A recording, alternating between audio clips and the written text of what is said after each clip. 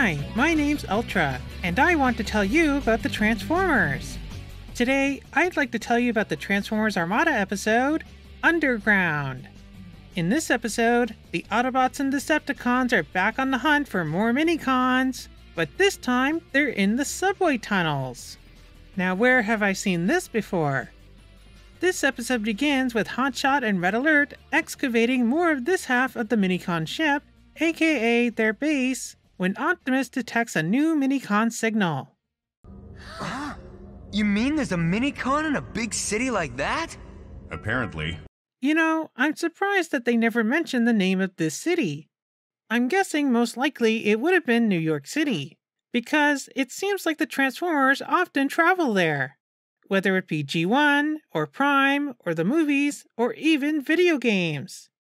The avoidance in naming the city may have actually been a purposeful move on the part of Hasbro and Takara, since this episode did air a little over a year after the events of 9/11. In fact, it was revealed in a Japanese book that setting this episode in a city proved difficult, and they tried to avoid conjuring imagery of those events as much as possible. One weird animation error in the beginning here is that when the Autobots are preparing to go to the city's skyline appears behind them, almost as if they're already there. This was corrected in the Japanese version of the show, where the background was replaced with the base's interior. So the Autobots go to the generic city and begin their search. If we start excavating, that could draw a lot of attention to us. Yeah, that didn't work out so well for the Ghostbusters. Who told you to stop cutting? Somebody tell you to stop cutting? What are you guys doing here? You tell him to stop cutting? Yes, I told him to stop cutting. What are you doing? What's it look like we're doing here? The team decides to explore some unused subway tunnels where they'd be less conspicuous. Huh? We've got company! Is that a train? Impossible! This line hasn't even opened yet. Maybe it's a ghost train.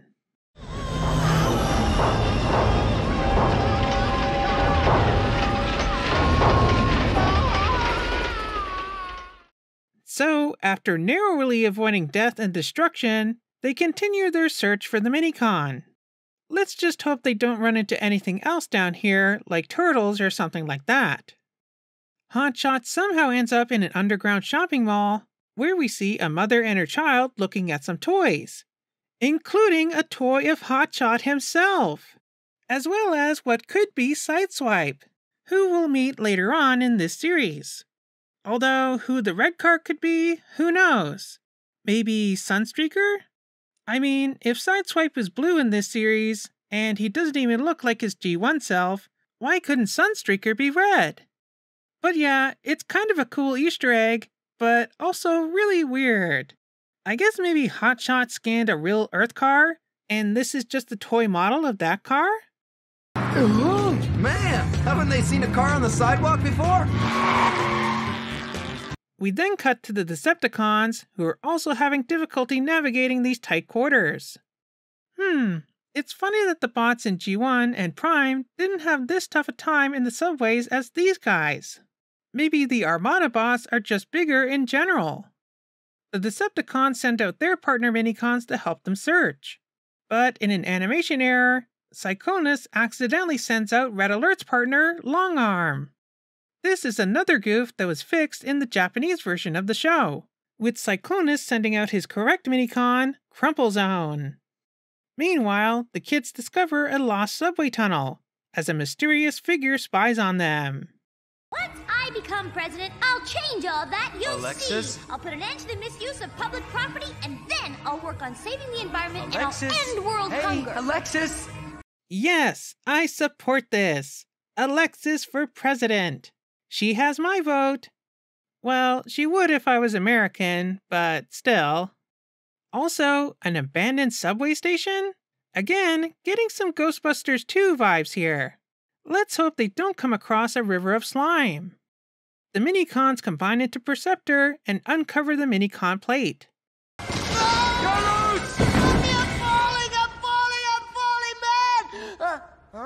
But after getting their hands on the Minicon, they're attacked by a crane. Was that a Decepticon? I don't know, Carlos. Brad, it's chasing us. Of course it's a Decepticon. The kids attempt to escape the crazy crane, only to cross paths with the Decepticons Minicons. They manage to get away from them and send Laserbeak to get the Autobots for help. Unfortunately, the Decepticons find the kids first. Hello, kitties! Looks like you picked a dead end, if you know what I mean. But before Cyclonus can squish the kids underfoot, they are saved by the mysterious Crane from earlier, who swings on his line like Spider-Man. However, they are all buried under rubble, and Cyclonus finds the Minicon, who turns out to be Drillbit. Who's that Minicon? It's Drillbit! Drillbit. Drillbit gets his name recycled from Beast Wars Drillbit, who actually has a pretty similar color scheme. His name would later be reused for Cybertron Drillbit, who was Metroplex's partner Minicon, who actually looks a lot like Leader 1, but is an entirely new mold. Too bad the new Titan Metroplex doesn't include an updated Drillbit Minicon. Heck, they probably could have done a little remolding and reused him for a Legacy Armada Leader 1. You know, if they ever make a Legacy Armada Megatron to go with him. Cyclonus power links with Drillbit, which does make his drill spin, just like on the toy. Which is oddly a gimmick that only he could do, even though a bunch of other Minicons do have this gear system. But in the show, all it does is power up his weapons, leaving a smoking crater. And when we cut to the other Decepticons, Demolishor? Oh my. Put that thing away! Oh, that's actually just Megatron's cannon behind his back. Never mind. The Decepticons exit, having gotten the Minicon again. And our new hero turns out to be the Autobot Smokescreen, even though he clearly looks more like Grapple, which was actually his name in Japan. Well, Grap to be more precise, but I think we can assume that it's short for Grapple. Did I scare you guys? Nah, I knew you were on our side the whole time. Then why did you fire your hook at them instead of just, walking up and saying, "Hi, my name's Smokescreen. I'm an Autobot. Let me help you kids." Are you saying you were trying to help us all along? Sure, of course I was. Yeah, that's why you were ripping apart the subway car with your hook like some kind of horror movie serial killer, right? Here's Johnny. Well, that was an okay episode of Transformers Armada. There was quite a lot of animation errors in this episode, a lot more than I mentioned, but even just the story was kind of boring. There were some interesting moments in this episode, but they were more bizarre than genuinely exciting. Smokescreen definitely has to be one of my least favorite Armada characters. His design is pretty boring, and from what I can recall, the most interesting thing he ever does is die. But we have a number of episodes to go through until we get to there.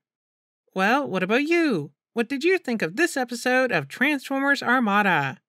Let me know down in the comments. Remember to like, subscribe, and do all that other fun stuff. And I'll see you back here next time for the next episode, Ruin. So I'll see you back here next time for that.